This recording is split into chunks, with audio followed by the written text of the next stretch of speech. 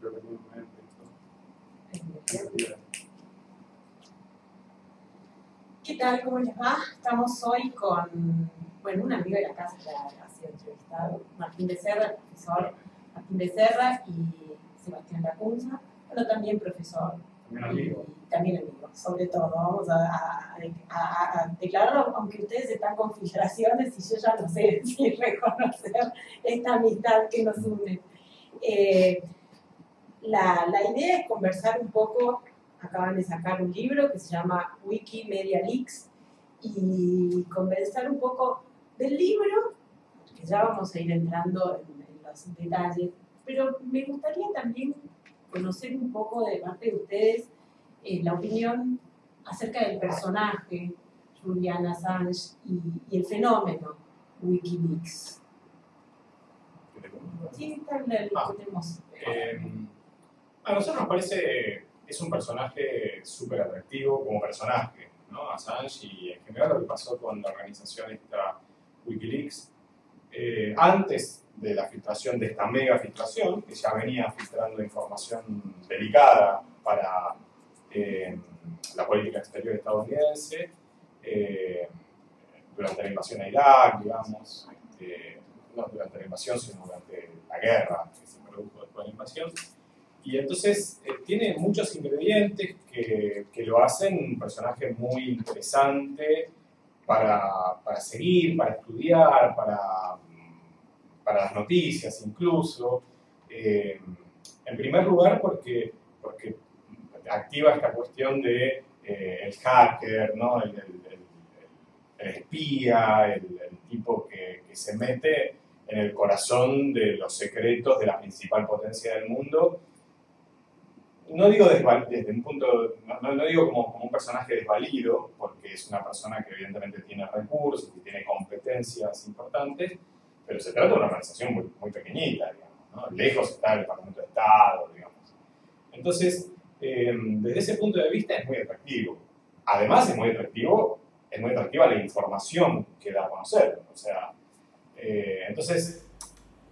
Y tras cartón aparece la denuncia judicial contra él, la persecución que existe, y que no es solo la persecución judicial, sino que también le han quitado financiamiento vía presiones a bancos ¿no? para que cierren cuentas bancarias, a tarjetas de crédito a través de las cuales ellos recogían algunas donaciones. Entonces, eso también, evidentemente, crea misterio, crea mucho interés sobre el personaje. Ahora, él lo que plantea es que parte de estas denuncias que tiene por supuesto acoso sexual y violación en determinados países es parte del contraataque de aquellos que están expuestos desde las filtraciones. ¿Qué tanto es parte del show de promoción del asunto? ¿Qué tanto es cierto? Bueno, él en su momento, cuando eligió dar a conocer esta magnitud inconmensurable de cables, eligió aliarse con parte de un esquema mainstream mediático al cual él ahora está acusando, ¿no? Y se acusan mutuamente.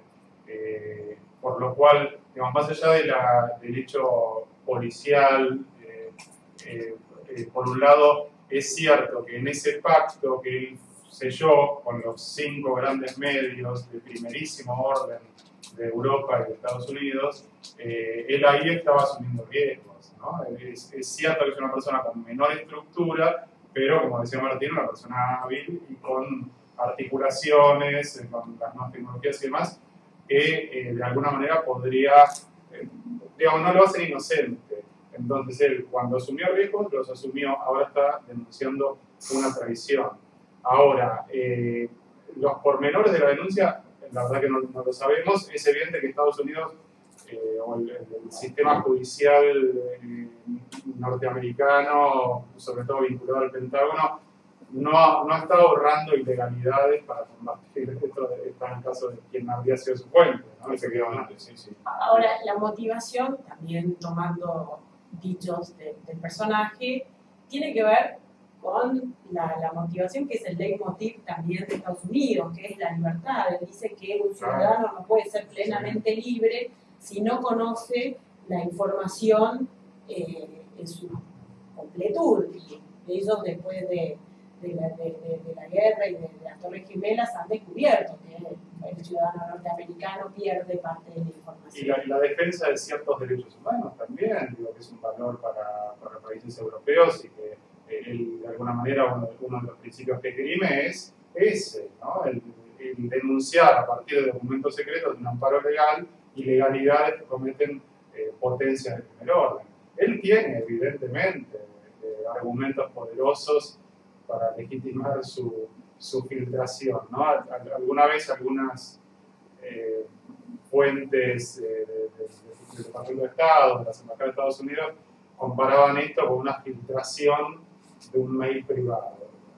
Bueno, no es el caso. A ver, ¿por qué no? Bueno, primero porque se trata de documentos que son de instancias gubernamentales, todos, ¿no? Pero sí documentos clasificados. Sí, con destino no público, seguro. Sí. Ahí hay otra discusión que es interesante, que conversaban, que es en qué medida, y esto cada uno de nosotros tiene una opinión válida, digamos, en qué medida los documentos de instancias gubernamentales, que es la representación administrativa, digamos, del poder que emana de la sociedad, pueden o no ser secretos, clasificados, etc.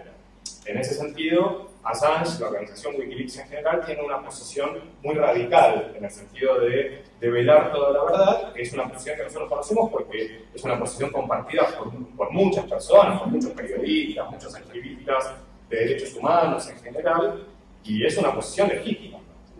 Ahora, también es cierto que nosotros tenemos dificultades, incluso para la información que ni siquiera es secreta, que no es pública.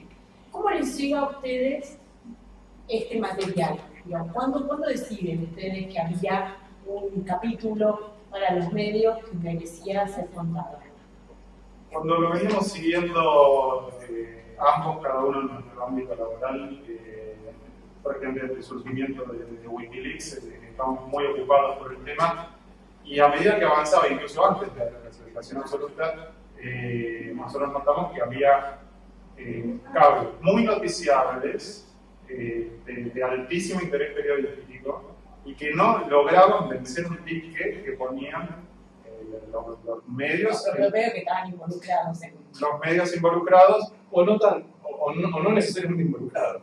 Claro, porque había también, digamos, esto después llegó a un extremo, que fue la instancia en la que decidimos ya ponernos a trabajar metódicamente en la escritura de un libro, que fue cuando se produjo la liberación total, y que eso de alguna manera le habilitaba a cualquier persona que supiera inglés y que accediera a una buena base de datos y tuviera mucho tiempo a descubrir esos cables, y aún así no eran publicados por los medios. Entonces, había también ahí un ámbito, más allá de si afectaba a un medio en particular, un ámbito de protección y de silencio que nos llevó a nosotros a decir, bueno, esto contémoslo, y al mismo tiempo que hicimos eso nos dimos cuenta de que a través de estas crónicas, que son los cables de las embajadas norteamericanas, también se podía pintar una época muy interesante. No, de hecho, te digo, yo he descubierto que los embajadores norteamericanos son muy buenos periodistas. Sí. Mucho mejor que más de uno que anda con firma por ahí. Mucho mejor que incluso que medios completos. Sí. O sea, primero los cables están bien escritos. Lástima que esté pagando tan mal en el periodismo, porque si no... Bueno, pero eso podría incentivar la carrera diplomática, ¿no? Porque la verdad es que, digamos, escriben bien. Tienen ironía. A ver, algunos de ellos fueron periodistas, ¿no? Wayne fue embajador en Argentina en buena parte del periodo que el libro cuenta. Tiene experiencia periodística, además, ¿no? Pero claro, hay gente que, digamos, sabe leer y escribir, que tiene una lectura política, que tiene buenas fuentes, que tiene muy buenas fuentes. La lectura política es irregular, incluso eso es interesante también, advertir cómo a veces una misma embajada, cuando cambia la administración, ¿no? De embajador en embajador, o distintas embajadas en distintos países de la región, no necesariamente guardan exacta coherencia en la línea, que incluso en las fuentes que usan, en los materiales a los que le asignan importancia para contárselo al Departamento de Estado. no existe una coherencia total, es lógico, digamos, porque el debate es bastante amplio. O sea, una impresión es que no existiría el imperialismo así como bloque homogéneo en toda Latinoamérica con los mismos, digamos, hay muchos matices. Es que hay muchos matices de la aproximación histórica y contemporánea de Estados Unidos a los países, y eso nosotros tratamos de resolverlo en las partes en que se divide el libro, pero a su vez, digamos que básicamente son amigos, enemigos, Argentina, caso raro, y después de grandes mercados que son la parte del guión que le interesa a Estados Unidos, Brasil y México. A su vez, dentro de los bloques amigos y enemigos también hay bastante diferencia. En ese sentido, digamos, lo que prima es el interés del Departamento de Estado y del Pentágono. Eso es lo que prima. A partir de ahí, cómo se aproximan a Latinoamérica, cómo abordan, ahí sí hay muchas variaciones. Martín también comentaba recién las variaciones de personalidad. El caso de Argentina es bastante explicativo en ese sentido de la diferencia en la calidad de las producciones, de las crónicas que escribía Wayne y las que escribió después Vilma Sotomayor. A mí, le tengo que confesar, las películas de espías, por ejemplo, porque nunca termino de entender. Yo hasta James Bond le llegué. De ahí para allá se complicaron mucho y no entiendo. O sea, con la Guerra Fría era más fácil. Ahora, y mi humilde background de película de espías me generó como cierta desilusión, porque los espías de James Bond eran otra cosa. O sea, no me pareció que hicieran algo que no supiéramos que ya estaban haciendo.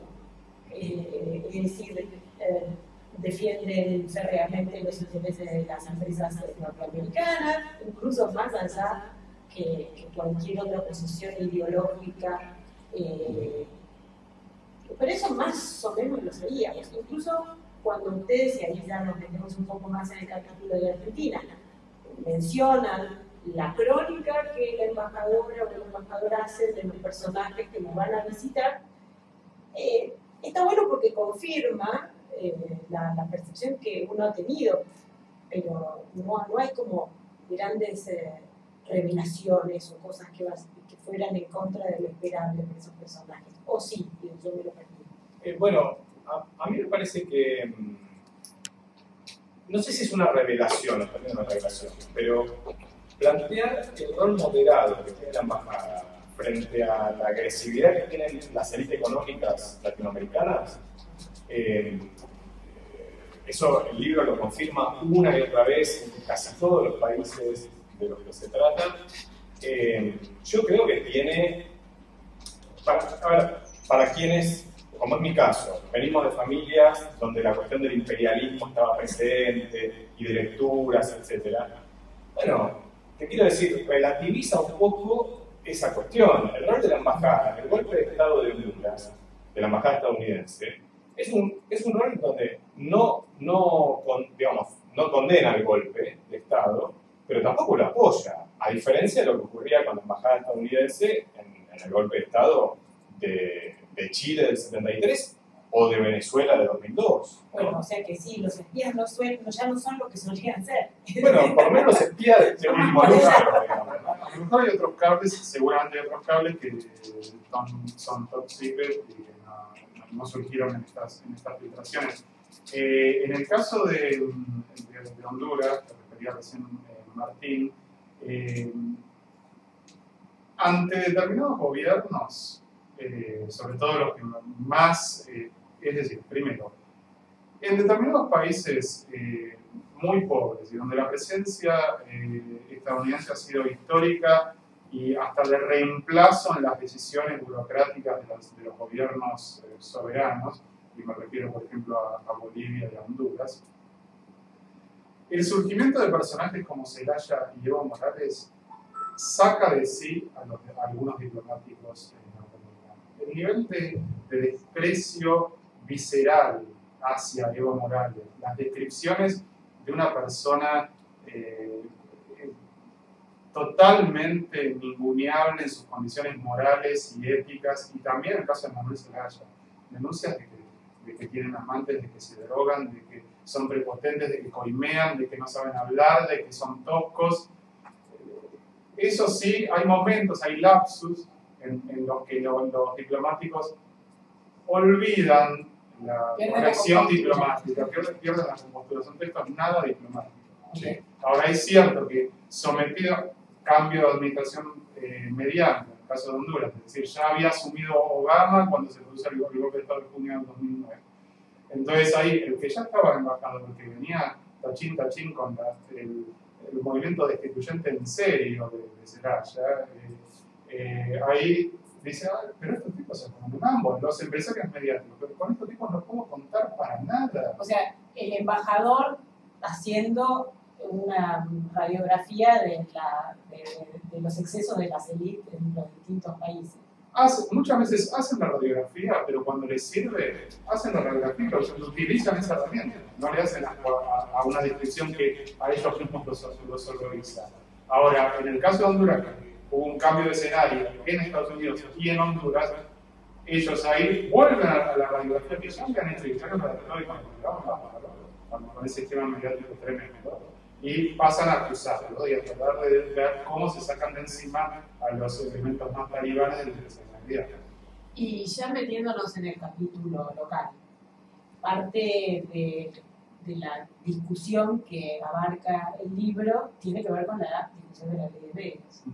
Y ahí también, como que los personajes con los que tuvo contacto en la embajada fueron bastante plurales.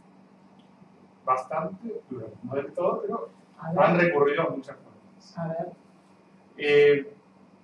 Desde apellidos, ayudarme, pero Zaguier, Mariotto, Manieto, Aranda, Kirchluan, Daniel Vila, Daniel Haddad, Lanata, Gabriel Caballo, Morales Solá, que aparentemente había sido el que más representó la embajada de todos, Bernardo Nefta, y otros periodistas. O sea, no es un universo tan plural. No, pero me refiero a que sí hay distintas posiciones en ellos. Y de pronto en la posición de gobierno también hubo una posición directa. Sí. Mariotto, el acercamiento de Mariotto a la embajada, en el momento en que se debatía, mientras se acercaban muchos otros para criticarla, cuando se acerca y la embajada. ¿Qué efectos tiene esto en lo que finalmente se configuró como la ley de medios? Bueno, la embajada estaba muy preocupada por las posiciones que se discutían cuando todavía la ley de medios estaba como proyecto, de exigencias de producción nacional y de producción propia, porque la embajada lo que quería era defender el interés de las señales de cable estadounidenses, que es verdaderamente la mayor inversión en el sentido de la mayor presencia directa de Estados Unidos en el paisaje mediático argentino es esa. No hay diarios o medios de comunicación en manos de empresarios norteamericanos, no lo saben. Sí, es cierto, hay una parte pequeña de la sociedad del grupo Clarín en manos de Goldman Sachs, pero es una porción pequeña que además no es significativa y se la quiere sacar de encima de ellos. Entonces, la idea era proteger a esas señales estadounidenses y lo logra. Efectivamente, la ley de medios, Mariotto y un colaborador cercano de Mariotto garantizan que la ley de medios no estaba previsto que avanzar sobre la titularidad de las señales, algo que si uno recuerda cómo fue minuciosamente la discusión con algunos sectores, recordemos también que la ley de medios por parte de los empresarios argentinos fue resistida completamente y en ningún momento quisieron discutir la ley de medios. Esto fue así. Entonces, las pocas voces empresariales de ATA, por ejemplo, recuerdo algún personaje que participó de reuniones públicas, sí señalaban que era injusto que a los empresarios argentinos, por la titularidad de los canales en abierto y por la titularidad de los servicios de conexión a la televisión por cable, se le pusieran muchos requisitos, mientras que a las señales norteamericanas se las eximiera, lo mismo que a DirecTV, ¿no? Bueno, en ese sentido, la embajada defendió el interés comercial de esas firmas muy exitosamente. Y a la embajada un aspecto que motivó, no digo coincidencia y satisfacción, pero sí una herramienta, un instrumento que ellos vieron que se podía solucionar a partir de medios y que entonces les genera un diálogo, por lo menos con Mariotto, era que a la embajada le preocupaba que estas señales a las que hace referencia Martín tuvieran muy poco margen de negociación con oferentes un oferente muy concentrado, más que concentrado de cable, dominante. Entonces, ahí la embajada recibe con gratitud uno de los argumentos de la ley de medios, que desconcentrar este sistema de cable para darle precisamente más margen de negociación a las señales, para que puedan cobrar algo, porque aparentemente las habían dejado prácticamente la lona a nivel de los royalties que le dan por la versión de Sony y todo eso. ¿Qué impacto el libro ya está en la calle desde la semana pasada, ¿no? Sí. ¿Qué comentarios, impacto? Digo, no, espero que no le pase lo de a Sánchez, que se va a recibir denuncias de hijos no reconocidos. Eso puede ser Sebastián. Ya con los que tenés acá. Con los que reconocí, publicamos fotos. Digo, y hacemos ya la denuncia pública, pues a alguno se les ocurre de acá en más hacer una tropelía de estas. No tiene nada que ocultar, ¿no? No, el impacto altísimo, vos sabés que el subte recién venía y casi se para el subte de la cantidad de gente que se abalanzaba para tratar de conseguir. Hijo, te reconoció, dijo, esa es la Punce, ¿no? No, bueno, hay que reconocer, Sebastián es un hombre de gráfica que trabaja en el diario financiero, lo escuchamos a veces en la radio, en los panoramas internacionales, no es porque no te conocemos, sino bueno, que es una cara. Claro. Pero digo, no es que hubo malestar o alguien le hizo algún comentario acerca de alguna de las cosas que ustedes estaban comentando en el libro. Bueno, a mí tenemos comentarios bastantes en nuestro entorno, digamos, cierta expectativa, digamos, igualmente hay gente que nos quiere y que le está poniendo onda en los comentarios. No seas modesto. Pero sí, una de las cosas que me llamó la atención es que un personaje, un diplomático que está aludido en el libro y que lo que está descrito no lo favorece, mandó un mail a todos sus contactos de que lo recomiendo. Bien. Porque me parece que no llegó a esa parte. Ahora, el párrafo. Es bueno porque ahí uno se empieza a ver quién leyó todo el libro y quién no. Viste que hay gente que lo compra. Lo importante es que lo compra. Nosotros en el libro publicamos un anticipo y entonces eso parece que lo atrajo y lo llevó a esta parte.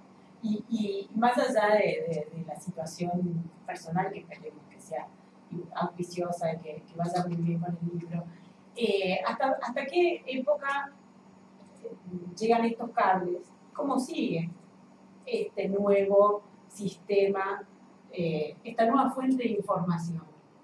Bueno, los cables llegan hasta el primer semestre de 2010. Sí. El primer semestre de 2010. Sí. Yo no sé si no publicamos alguna. En el libro se incluyen algunos episodios posteriores al primer semestre de 2010, pero en el marco de contexto, nosotros contextualizamos los cables, damos cuenta del sistema de medios de cada país, qué sé yo. Pero el primer semestre de 2010. Bueno, digamos, en realidad todo esto sale. Es interesante también porque permite reflexionar sobre lo que hace o no hace el periodismo y la política en Argentina, ¿no? O sea, esta base documental es una base que está a disposición de cualquier persona. Y así como nosotros elegimos el enfoque sobre el tema medios, se podría elegir el enfoque sobre derechos humanos, ¿no? Rol de la embajada frente a violaciones de derechos humanos en América Latina, que hay para entretenerse. Hay que laburar, ¿no? Claro, pero se puede elegir esto por hacer recortes temáticos, se pueden elegir otros recortes posibles. Son 250.000 cables que hay, no sobre América Latina, sino sobre el mundo. 32.000 sobre 32.000 sobre América Latina. Digo, hay un material. Perdón, 2.000 y pico sobre Argentina, ahí vamos a votar. Sí, efectivamente. 2.300 sobre Argentina, lo cual habla también de la importancia de Argentina para el Departamento de Estado, o sea, es el 1% de los cables totales. No sé si se acuerdan, pero cuando comenzó a difundirse Wikileaks acá en la Argentina, las noticias eran que para Estados Unidos Cristina Kirchner era bipolar, que ¿no? Digamos que el matrimonio Kirchner estaba completamente sacado. ¿Se acuerdan? Eso era lo que digo, bueno, acá hay un material de 2.300, 2.500 cables para Argentina, que permitirían profundizar bastante sobre algunos aspectos que son de trato cotidiano por parte de los medios y que revelan, digamos, que no existen nada más que un periodista sentado en la computadora peinando los cables, ¿no? A mí me parece que eso es una reflexión sobre que a veces no es que las fuentes son hoscas y herméticas y no permiten, sino que a veces la fuente está ahí. Simplemente hay que tener, digamos, la sistematización de poder leerlo y después la posibilidad de poder publicarlo. Porque, como te decía antes, Sebastián, uno de los personajes, una de las entrevistas con la embajada norteamericana es de los accionistas, los dueños directivos del diario La Nación. Verdaderamente se trata de un cable que yo diría que por las posiciones públicas que todos los días publica La Nación en forma de editorial y de notas de columnistas significativos del diario, digamos, la posición de los Aguirre frente a la embajada no es escandalosa. No es escandalosa. Va en esa línea, digamos. Va en una línea en donde denuncian al gobierno, qué sé yo. Este cable no lo publicó nadie. No hay ningún diario en la Argentina que los ha publicado, ¿no? Ni oficialista ni opositor. Bueno, ahí no se me había ocurrido, quizás también por desconocer un poco cómo está el sistema planteado, porque de hecho hay muchos chicos o muchos periodistas que están tratando de meter una nota en los medios, y creo que por ahí estamos muy presos del repentismo, ¿no? De lo que pasó en este último minuto, y pensar que algo del 2010 ya viejo, ya no nos sirve, cuando en realidad hay muchas claves de lo que está pasando hoy. Sí, sí. Y por lo menos muchos personajes. Sí, eso para estos cables y para todos los cotidianos. Como decís, digamos, a veces se dejan, bueno, la dinámica nos hace olvidar, una amnesia, y a su vez creo que eso está relacionado también con medios volcados no sé, apasionadamente a defender una agenda que les interesa a ellos particularmente, entonces están así a borbotones y se olvidan hasta de sus propias denuncias, porque como hay también una vorágine de tirarle una tapa por la cabeza al adversario, olvidan hasta lo que ellos mismos publicaron pocos quizás meses antes. Acá en general, ¿qué medios le dieron alguna relevancia a estos cables? Bueno, sobre todo Página 12 y La Nación, ¿no? Porque por Página 12 Santiago Don, que escribió un libro, ¿no? Argenleaks, sobre el tema, tuvo acceso privilegiado, digamos, antes de que se diera a conocer toda la base de cables de Wikileaks, tuvo acceso a los cables de Argentina. Y lo mismo ocurrió un poquito después con Hugo Alconadamón de La Nación.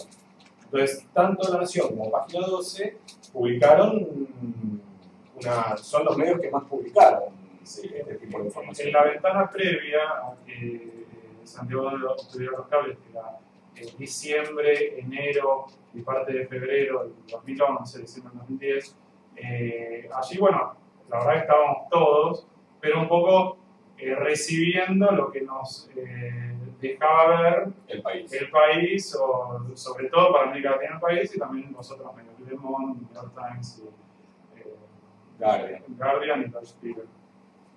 Ahora, en eso, sobre todo en esos primeros 3 meses, era que lo demasiado evidente que lo que a un medio le interesaba para su agenda iba a tapa, y el otro directamente iba a pirulo, a recuadro o a nada, y al día sí, incluso se escribían algunas cuestiones como, bueno, esto de Wikileaks no refleja nada nuevo, qué sé yo, y al día siguiente se enteraban de otro cable que alguien filtraba, y era todo lo contrario. El criterio de validar Wikileaks se transformaba en un giro de 180 grados. Y también tuvo una altísima incidencia el país de España y su empatía o sociedad editorial con la nación. Para ir cerrando, me encantó un aviso que vi por ahí que planteaba la paradoja, ¿no?, de que Julian Assange era una persona que se dedicaba a entregar al público los datos de las corporaciones y era un perseguido. Y Mark Zuckerberg, el fundador de Facebook, hacía la inversa, le vendía a las corporaciones los datos de los privados y era el hombre del año. Pero me parece también, esa paradoja se resume un poco esta cuestión de qué actitud tenemos con la información pública. Totalmente. ¿No? Totalmente. Sí. Bueno, muchísima suerte. ¿Quieres agregar algo? No, les recomiendo los... No, eso es lo que hace yo, Sebas, por No, favor. Recomiendo mi No, que también entra en juego y en debate, sobre todo en los países que mencionaba anteriormente, digamos, los que Estados Unidos identifica como el enemigo, no solamente el rol de los empresarios periodísticos, que hay cables como, no sé, a mí por lo menos me interesaron muchísimo, sino también de la estructura de la sociedad civil, ONGs, son en algunos cables sobre todo de un diplomático muy imprudente, extremadamente imprudente, que estuvo vinculado al golpe de Estado del que hoy se cumplen 10 años en Venezuela, vinculado por lo menos como un observador que le agradó, se revela una herramienta de la Embajada de Estados Unidos a través de las ONG que queda absolutamente explicitada en el libro y que no hace honor a ningún estatuto de esas ONG. Bien. O sea, dejamos decir la revelación para que vayan a buscar la libro. Vaya. Muy bien. Bueno, muchas gracias Sebastián Lacunza, Martín Becerra. El libro es Wikimedia Leaks y estuvimos acá en Plaza de Mayo conversando sobre eso. Gracias.